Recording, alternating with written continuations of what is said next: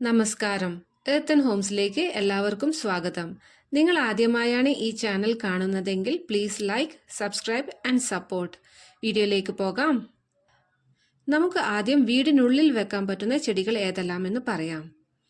Jade plant, സീസി plant, monstera, തുളസി, areca palm, rubber plant, peace lily, മുല്ല, money plant അല്ലെങ്കിൽ പോത്തോസ് എന്നും പറയും.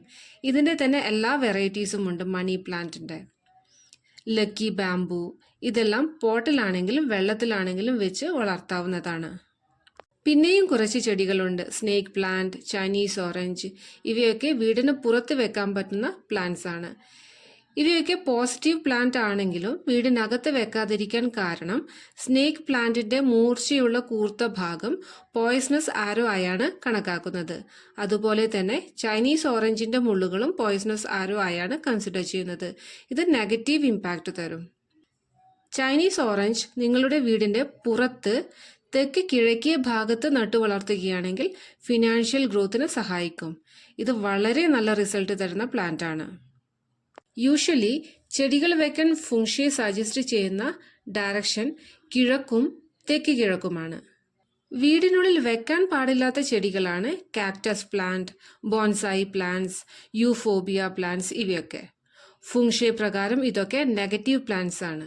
കാരണം കാക്ടസിന്റെയും യൂഫോബിയ പ്ലാന്റ്സിന്റെയും മുള്ളുകൾ പോയ്സണസ് ആരോ ആണ്. ഇത് വീടിനുള്ളിലെ പോസിറ്റീവ് വൈബ്രേഷനെ ഇല്ലാതാക്കുന്നു.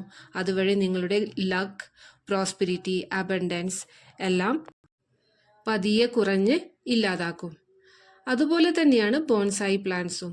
ഒരു വൃക്ഷമായി വളരേണ്ട ചെടിയെയാണ് നമ്മൾ ഒരു ചെറിയ ചട്ടിയിൽ വളർത്തി പരിചരിക്കുന്നത്.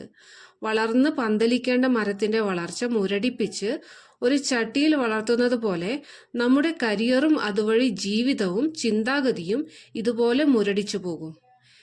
അതുകൊണ്ടാണ് വീടിനുള്ളിൽ ബോൺസായിസ് വെക്കാൻ പാടില്ല എന്ന് പറയുന്നത്.